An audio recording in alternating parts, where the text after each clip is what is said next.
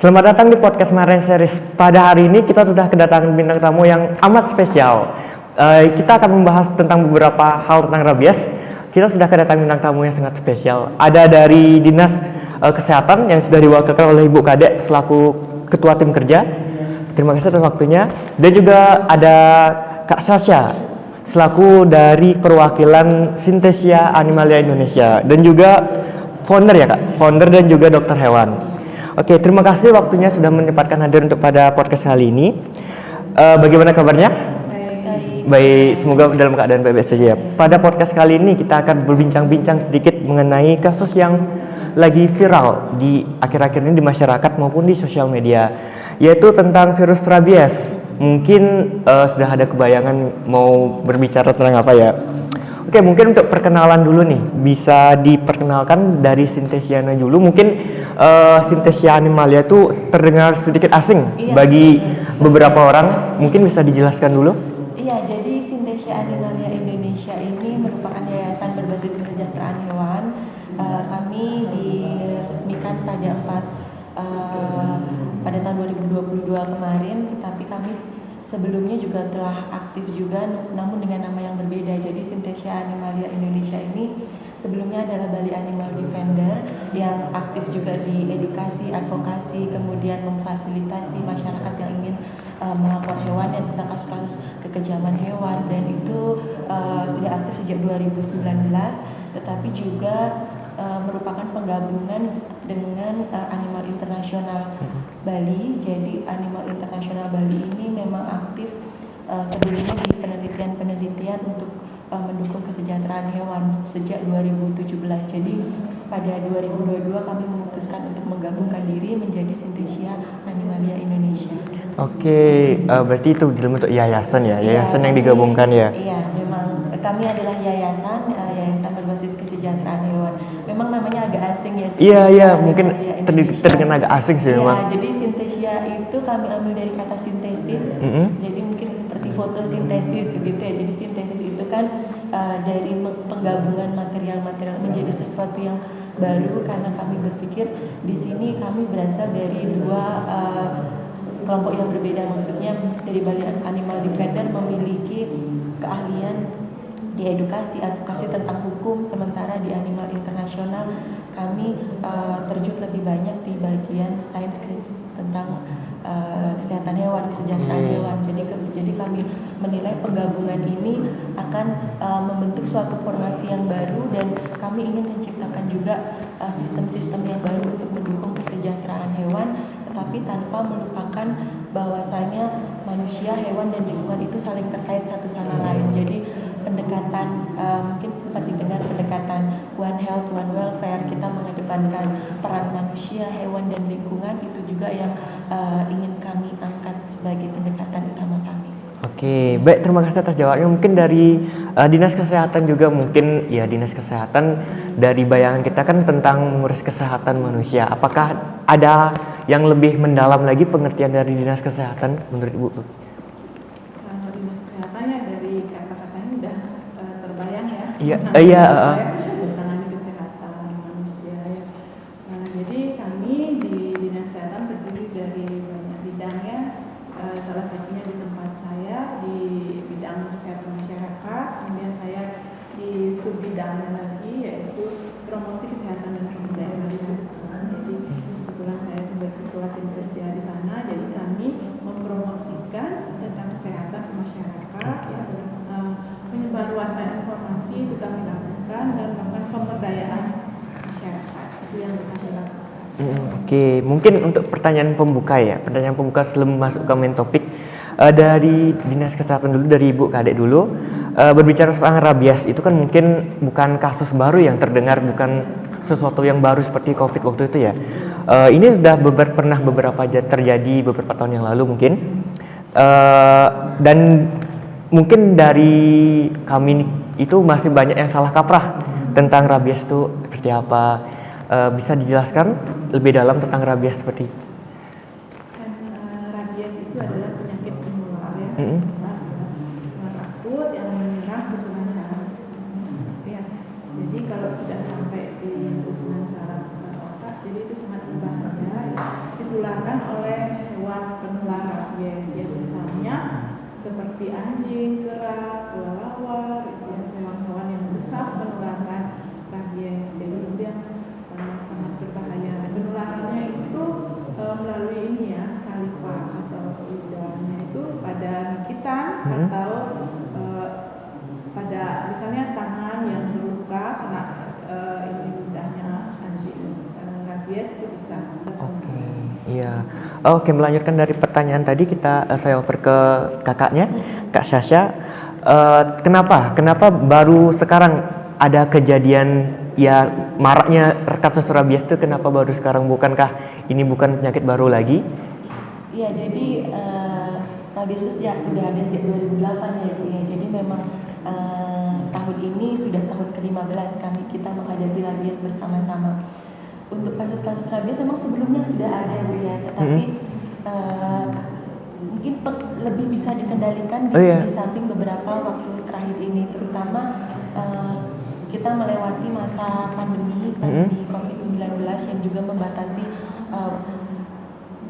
upaya-upaya untuk pencegahan rabies, misalnya seperti vaksinasi. Itulah mungkin menjadi alasan kenapa pada beberapa waktu tahun terakhir, terutama di tahun 2022 ada lonjakan kasus rabies. Ya, dan mungkin itu yang mengakibatkan kenapa kemudian banyak masyarakat mulai memperbincangkan mengenai rabies. Dan saya melihat juga bahwa sekarang kan perkembangan media sosial sudah sangat baik, dan itu memfasilitasi transmisi informasi juga. Kemarin juga beberapa waktu ini saya lihat ada video beredar mengenai manusia dan hewan dengan gejala rabies. Ya, itu kami sangat menyayangkan sekali dan turut berbelasungkawa juga untuk korban. Tetapi di sisi lain kami melihat bahwa dengan beredarnya informasi ini semoga bisa menjadi pembelajaran juga kepada masyarakat, sehingga pikirannya terbuka juga dan tahu seberapa berbahayanya rabies dan seberapa pentingnya bagi semua pihak, bukan hanya pemerintah, bukan hanya organisasi non pemerintah, tetapi yang lebih penting masyarakat juga untuk turut bersama-sama bagaimana kita menanggulangi ini secara bersama-sama. Jadi bukan hanya dari satu sisi bergerak, yang satunya tidak. Jadi memang tetap membutuhkan kerjasama dan kesadaran yang kuat juga bahwa rabies ini harus ditanggulangi. Oke, masih dari kakak Sashanya, rabies tertular dari air liur hewan yang memang sudah terinfeksi dari virus rabies tersebut. Oke, dari hewan-hewan itu apakah ada ciri-cirinya? Kalau mereka tertular rabies, terinfeksi virus rabies itu apakah ada ciri-cirinya? Iya, jadi rabies itu disebabkan karena virus dan ditransmisikan salah satunya melalui air liur dari hewan yang terinfeksi. Bukan hanya anjing, kucing, kelelawar, monyet seperti yang Ibu Kadek sampaikan tadi, tetapi virus rabies ini bisa menginfeksi semua mamalia berdarah panas. Itulah kenapa manusia juga bisa terinfeksi rabies. Jadi penting juga untuk kita bukan hanya waspada jika ada anjing yang terkena rabies, karena ada hewan-hewan lain yang bisa mentransmisikan rabies. Memang kenapa kita berfokus ke anjing, karena populasi anjing di Bali itu kan sangat tinggi. Kemudian sistem pemeliharaan masyarakat juga, mereka kadang dilepaskan terutama di desa-desa, dan itu meningkatkan juga potensi untuk menyebar dari satu ke yang lain. Mengenai gejala seperti Ibu Kadek sampaikan, kan virus rabies itu adalah virus yang menyerang susunan saraf pusat, dan untuk untuk hewan terutamanya anjing yang terinfeksi itu akan beberapa gejala yang mungkin akan terlihat. Salah satunya itu adalah hipersalivasi atau produksi air liur yang berlebih, kemudian ada kesulitan menelan. Itulah kenapa kemudian ada istilah takut air. Ya, jadi di samping itu juga dia bisa mengakibatkan paralisis juga, terutama kalau di kelelawar jelas dia tidak bisa terbang. Kemudian di samping itu ada juga gejala seperti hewan menjadi agresif. Ada ada kecenderungan untuk menggigit walaupun tidak ada objek, seperti itu kita sebut dengan fly biting. Jadi seperti respon dia menggigit tetapi tidak ada apa-apa yang digigit. Gejala-gejala itu yang sepertinya yang umum untuk dilihat, kelihatan pada anjing sebagai gejala rabies. Tetapi untuk peneguhan apakah hewan itu benar-benar terinfeksi rabies atau tidak, itu harus melalui pemeriksaan laboratorium. Oke, berarti misalnya kalau saya punya peliharaan anjing misalnya, menunjukkan salah satu dari gejala-gejala yang kakak sampaikan tadi, tindakan pertama yang harus saya lakukan apa? Kalau kita melihat anjing, misalnya anjing peliharaan atau anjing yang ada di lingkungan kita, dengan gejala rabies, jelas kita harus menghindar ya, jangan memprovokasi mereka, karena kadang-kadang terutama anak kecil ada anjing kemudian diprovokasi, entah dilempar batu atau apa, atau mungkin ada anjing lucu didekati. Sebaiknya kalau memang anjing itu tidak diketahui statusnya, siapa yang berpemilik, kemudian status vaksinasinya, lebih baik tidak memprovokasi, tidak mendekati anjing tersebut, apalagi yang sudah menunjukkan gejala. Dan penting juga untuk kita melapor kepada dinas yang terkait, dinas pertanian terkait, atau bisa juga melalui desa, aparat desa, kemudian Babin Kamtipmas mungkin, atau Babinsa, yang nanti akan meneruskan ke dinas pertanian yang terkait, atau melalui kami, melalui yayasan juga bisa. Nanti kami akan menghubungkan ke dinas pertanian terkait. Dari dinas pertanian nanti yang akan menindaklanjuti penanganannya, termasuk untuk pengambilan sampel, mengonfirmasi apakah hewan itu benar terinfeksi rabies atau tidak. Oke, pertanyaan selanjutnya mungkin untuk Ibu Kadek. Misal kita sudah tergigit oleh anjing yang notabene dia tuh udah terinfeksi virus rabiesnya, tindakan pertama yang kita lakukan itu harusnya apa? Tindak pencegahannya. Tindakan pertama yang dilakukan adalah mencuci gigitan itu dengan air mengalir dan sabun selama 10-15 menit. Nah, ini yang kadang-kadang orang mungkin bosan ya kalau mencucinya lama ya. Nah, ini penting sekali untuk kasus rabies ini, karena ini akan mengurangi ya virus naik ya. Jadi 10-15 menit itu kalau bisa pakai ini ya, pakai jam gitu melihat. Kadang-kadang orang sudah 2 menit itu merasa sudah lama ya, sudah lama mencucinya, padahal itu belum cukup. Jadi 10-15 menit dicuci dengan air yang mengalir dan sabun. Sabun ini penting sekali untuk virusnya. Jadi itu dilakukan, kemudian setelah mencuci diberikan betadine ya, atau apa mereknya ya. Kemudian baru dibawa ke petugas kesehatan. Oke, dicarikan vaksin. Apakah akan diberikan vaksin atau tidak, itu akan ditentukan oleh petugas kesehatan, misalnya puskesmas atau rabies center lainnya ya. Jadi dari sana akan diambil keputusan apakah perlu diberikan vaksin atau tidak. Karena kan sekarang terbatas ya jumlah vaksin dan SAR yang kita miliki di provinsi dan kabupaten itu terbatas. Jadi akan diseleksi di sana apakah ini perlu atau tidak. Jadi anjing yang sudah mengigit itu, mungkin kalau anjing peliharaan kita itu bisa kita kurung ya. Jadi anjing yang kena rabies dalam waktu kurang dari 2 minggu itu pasti mati. Jadi kalau dia lebih dari 2 minggu masih hidup, itu kemungkinan bukan anjing. Oke. Oke. Masih dari Bu Kadek, ini saya pernah lihat video di media sosial, ada seorang anak kecil yang tertular virus rabies. Dia dikasih minum, itu rasanya seperti tenggelam. Apakah gejala-gejala yang ditunjukkan tubuh kita terhadap virus yang diterima, atau emang gimana itu? Ya memang seperti itu. Oke. Jadi setelah kita tergigit hewan penular rabies ya, itu nggak langsung kena seperti itu, ada masa inkubasi.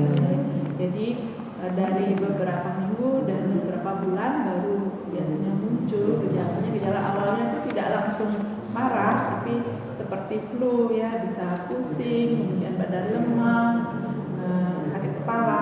Kemudian setelah itu akan tambah memburuk lagi jadi lebih parah lagi, seperti tadi gejalanya itu takut air, kemudian hipersalivah, pusing, sakit kepala, kemudian takut air, takut cahaya ya, kemudian keluar usta dan seperti itu. Jadi kayak hewan rabies gitu.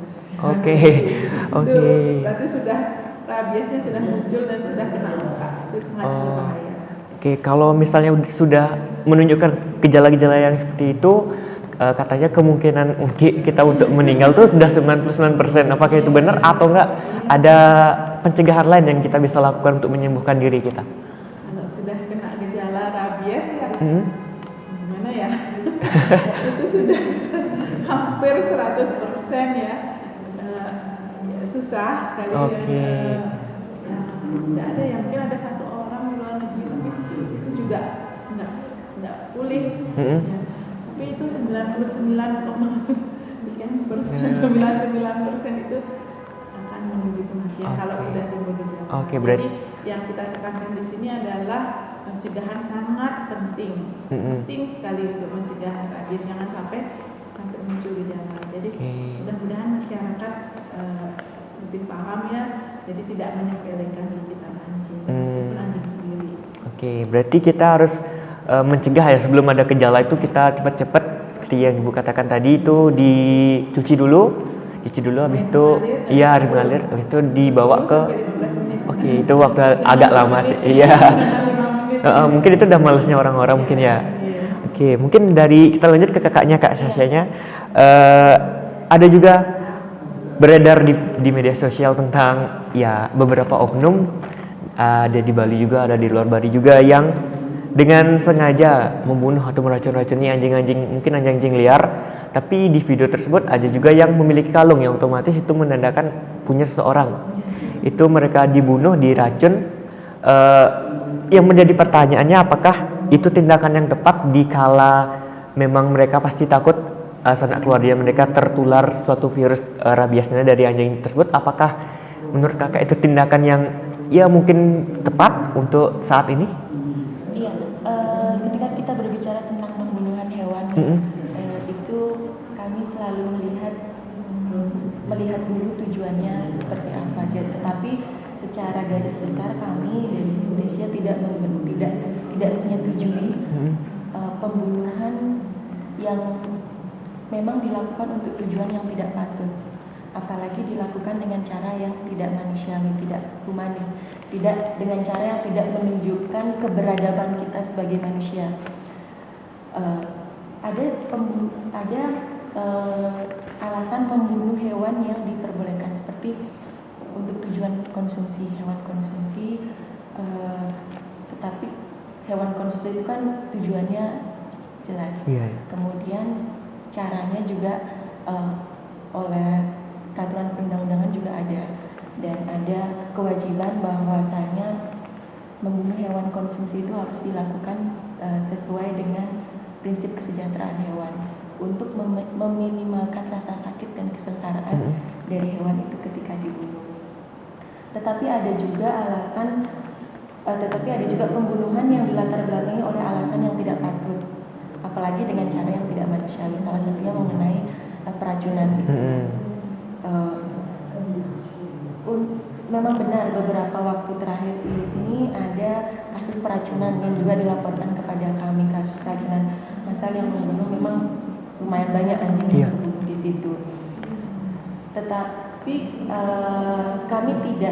kami rasa kami belum bisa untuk melompat ke kesimpulan bahwa peracunan itu dilakukan karena isu rabies. Pasti ada beberapa kemungkinan dan beberapa alasan lain yang melatar belakangi kenapa peracunan itu terjadi. Dan itulah yang masih kami terus cari informasinya, gali informasinya untuk menemukan apa sih alasan dibalik peracunan itu. Tetapi tetap kami tidak mendukung dan kami tetap melawan, tidak menyetujui peracunan dengan alasan apapun, karena itu menyiksa hewannya sendiri ya. Iya, ketika kita berbicara tentang isu, kemudian kita berbicara tentang peracunan, memang mungkin alasan pertama yang kita pikirkan, hewan dibunuh supaya karena orang takut, nanti hewannya bisa menularkan rabies. Tetapi sebenarnya dari strategi pencegahan rabies itu sendiri membunuh hewan itu bukan merupakan solusinya. Kita punya program vaksinasi ya. Kemudian kita punya program KIE untuk mengedukasi masyarakat, memberikan informasi kepada masyarakat.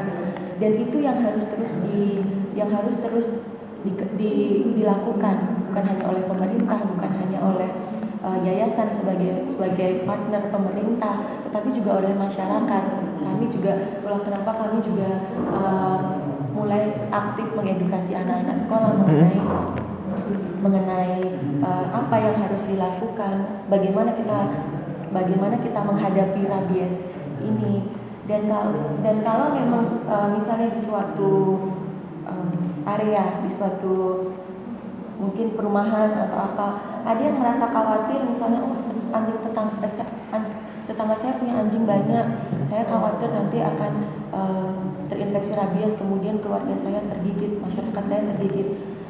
Dia bisa melapor, maksudnya dia bisa menginformasikan ini kepada dinas, meminta vaksinasi kepada dinas supaya anjingnya tervaksinasi. Jadi anjing-anjing tersebut juga punya imunitas terhadap vaksin rabies. Jadi bukan dengan cara membunuh anjing-anjing tersebut.